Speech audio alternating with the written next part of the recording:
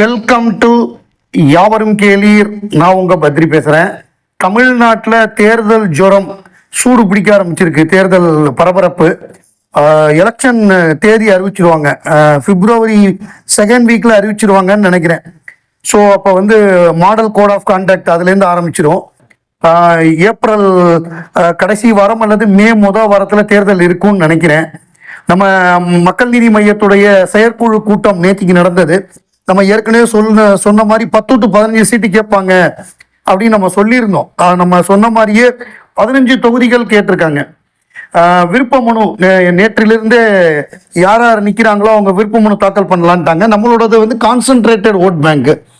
அதை வந்து 234 டிவைட் பண்ணுறப்ப அது வந்து 4% 5% அந்த ரேஞ்சில் இருக்கும். ஆனால் சில பகுதிகள், நகர்ப்புற பகுதிகள், கோயம்புத்தூர், சென்னை, திருச்சி, மதுரை, இந்த மாதிரியான பகுதிகளில் வந்து நமக்கு சில இடங்கள்ல 30% வரை ஓட்டு இருக்கு. நம்ம அதுக்கு அந்த ஓட்டு வாங்கியிருக்கோம். நம்ம மத்திய சென்னையிலலாம் 1.5 லட்சம் ஓட்டு, ஸ்ரீபெரும்புதூர்ல 1.5 லட்சம் ஓட்டு, ஸோ கோயம்புத்தூர்ல 1.5 லட்சம் ஓட்டு, அந்த மாதிரி நிறைய ஓட்டு வாங்கியிருக்கோம். அதனால நம்மளுடைய கான்சென்ட்ரேட்டட் ஓட்டு குறிப்பிட்ட பகுதிகளில் நமக்கு நிறைய ஓட்டு இருக்கு. ஒரு 15 தொகுதி நம்ம கேட்டிருக்கோம். அந்த 15 தொகுதி என்ன தொகுதின்னு முதற்கொண்டு இப்போ வந்து அதாவது நமக்கு வெற்றி வாய்ப்புள்ள ஒரு 15 தொகுதி, அதுல ஒரு 12 தொகுதி கிடைச்சா நமக்கு ரொம்ப சந்தோஷம். என்னென்ன கேட்குறாங்க அப்படின்னா, கோவை தெற்கு கேட்குறாங்க. கோவை தெற்குல சென்ற முறை நம்ம வந்து ஒரு 1500 ஓட்டுல நம்ம வந்து வெற்றி வாய்ப்பை இழந்ததாக அறிவிச்சாங்க. அது என்ன நடந்தது, அதுக்கு பின்னாடி நடந்த விஷயங்கள்லாம் நமக்கு தெரியும். அது ஒன்று. கோவை தெற்கு, கோவை வடக்கு, சிங்காநல்லூர் 3 தொகுதி வந்து கோவை சைடில் கேட்குறாங்க. அப்புறம் சென்னை நம்ம ஸ்ட்ராங்காக இருக்கக்கூடிய ரீஜன். சென்னையில் நிறைய ஓட்டு வாங்கியிருக்கோம். 3 சென்னையிலையுமே ரங்கராஜன் IAS, கமிலா நாசர், இவங்க எல்லாமே நல்ல ஓட்டு வாங்கினாங்க. 1.5 லட்சம் ஓட்டு வாங்கினாங்க. வேளச்சேரி, மயிலாப்பூர், மதுரவாயில், அம்பத்தூர், தாம்பரம், சோழிங்கநல்லூர் இதெல்லாம் சென்னையில் கேட்குறோம். கவுண்டம்பாளையம் அதே கோவை பகுதியில். அப்புறம் ஸ்ரீரங்கம், திருச்சி கிழக்கு, மதுரை மத்தி, ஆலந்தூர், தியாகராய நகர், இந்த டி நகர்லையும் நிறைய நமக்கு ஓட்டு இருக்கு. ஸ்ரீரங்கத்திலையும் ஸ்ரீரங்கம், மயிலாப்பூர், இந்த மாதிரி பகுதியெல்லாம் நமக்கு சாதகமான பகுதிகள். அந்த தொகுதி, இந்த 15 தொகுதி கேட்டிருக்கோம். இந்த 15 தொகுதியில அவங்க வந்து திமுக தலைமையிட்ட அந்த பட்டியலை கொடுத்துருக்காங்க. அவங்க முடிவு பண்ணுவாங்க இதுல எந்தெந்த தொகுதி கொடுக்கறது, எது கொடுத்தா கரெக்டா இருக்கும் அப்படிங்கிற விஷயங்கள்லாம் கொடுப்பாங்க. நிச்சயமாக எத்தனை தொகுதி கொடுத்தாலுமே அது MLA சீட்டு. திமுக வாங்குறது வந்து வெறும் சீட்டு, பெருமைக்கு வாங்குற சீட்டு கிடையாது. திமுக கொடுக்கறது MLA MP டிக்கெட்டு. அதுல போனோம்னா நிச்சயம் நம்ம ஜெயிச்சிருவோம். அந்த மாதிரி அவங்க அதே மாதிரி ப்ராமிஸையும் கரெக்டா ஃபாலோ பண்ணுவாங்க. நமக்கு MP சீட்டு தரேன்னு சொன்னாங்க, சொன்ன மாதிரியே MP சீட்டு கொடுத்துட்டாங்க. இப்ப ADMK கூட்டணியில பாத்தீங்கன்னா தேமுதிகக்கு MP சீட்டு தரேன்னு சொல்லிட்டு ஏமாத்திட்டாங்க, கொடுக்கல. அதாவது இந்த ப்ராமிஸை காப்பாற்றினது ஒண்ணு. நம்ம வந்து அவங்களுக்கு கான்ட்ரிபியூட் பண்ணியிருக்கோம். நம்ம வந்து ஒரு மிக முக்கியமான கான்ட்ரிபியூட். அதுவும் இப்போ ஒரு புது பிளேயர் அரசியலுக்கு வந்திருக்காரு, விஜய் வந்திருக்கிறப்ப இப்ப கமலஹாசனோட இம்பார்ட்டன்ஸ்ங்கிறது வந்து ரொம்ப முக்கியம். ஏன்னா சின்ன சின்ன கட்சிகளை கூட இப்ப யாரும் விட தயாரா இல்லை.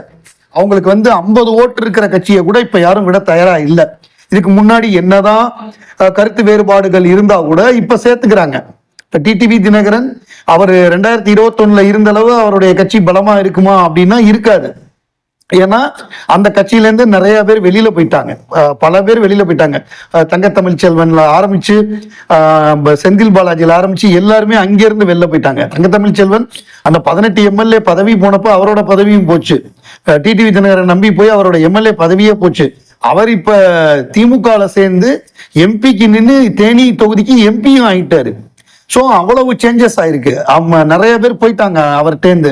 ஸோ இப்போ வந்து அவருக்கு 1.5% ஓட்டு இருக்கும் அப்படின்னு சொல்றாங்க. அவருக்குமே என்ன பலம் அப்படின்னா, அந்த 1.5% ஓட்டுங்கிறது கான்சென்ட்ரேட்டட் ஓட்டு. தென் தமிழகம் அந்த பகுதிகளில், டெல்டா பகுதிகளில் முக்குளத்தோர் வாக்குகள் அவருக்கு இருக்கு அப்படிங்கிறாங்க. ஸோ அது வந்து கம்மியா இருக்கோ, கூட இருக்கோ, 1.5% இருக்கோ, இல்லை 1.5க்கு கீழே இருக்கோ.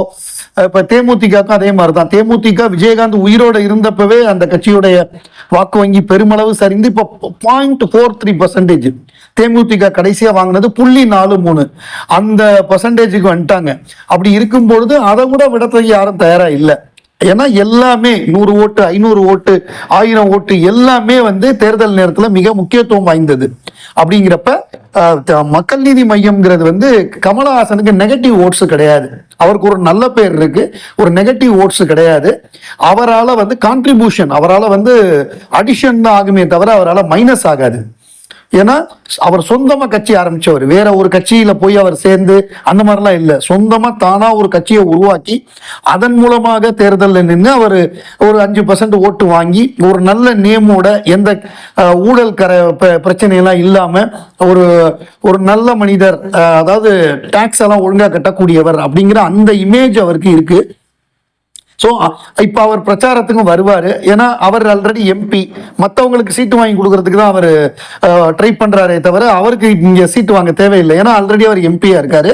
நம்ம கட்சிக்காரர்களை வந்து ஒரு 10 பேருக்கு எம்எல்ஏ கொடுத்து நிச்சயமா நம்ம வந்து 2026 நம்ம ஏற்கனவே தலைவர் கமலஹாசன் அவர்கள் சொல்லியிருந்தாரு, 2025 நம்ம வந்து நாடாளுமன்றத்தில் நம்மளுடைய குரல் ஒலிக்கும், 26 சட்டமன்றத்தில் நம் குரல் ஒலிக்கும், அது உறுதியில் சொல்லியிருந்தாரு. நிச்சயமாக நம்ம ஆட்கள் வந்து ஜெயிச்சு உள்ள போறாங்க.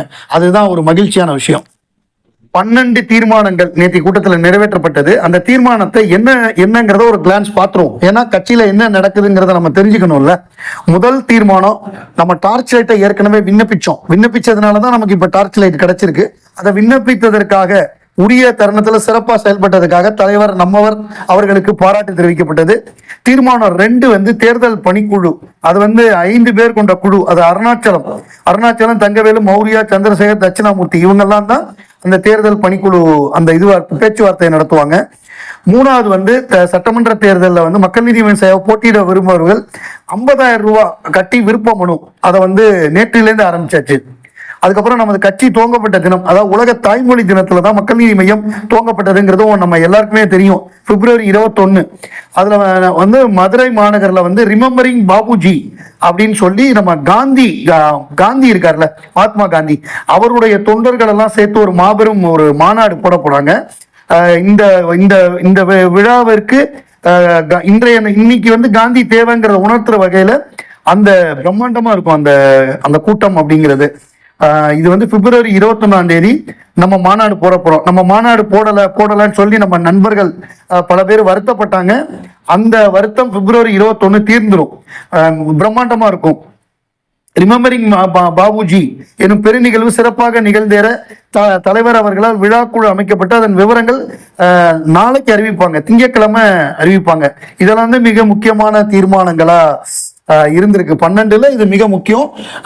மெயினா வந்து நம்ம வந்து மாநாடு போட போறோம். நம்ம பிப்ரவரி 21 ரிமெம்பரிங் பாபுஜி, அதாவது இன்றைய காலகட்டத்துக்கு மகாத்மா காந்தி அவர்களுடைய கொள்கைகள் தேவை அப்படிங்கிறத வலியுறுத்தி தான் அந்த மாபெரும் மாநாடு. தேர்தலுக்கு முன்னாடி நம்மளுடைய பலத்தை காமிக்கக்கூடிய மாநாடாகவும் இருக்கும். நம்ம ஏற்கனவே ரசிகர் மன்றமா இருந்த பொழுதே நம்ம வந்து சென்னை, கோவையிலலாம் மாநாடு போட்டிருக்கோம். கட்சி ஆரம்பிச்சப்போ மதுரையில தான் நம்முடைய முதல் மாநாடு நடந்தது. இப்போ வந்து மிக முக்கியமான மாநாடா தேர்தல் நேரத்தில் வர்றதுனால இது சிறப்பான ஒரு மாநாடா அமையும்.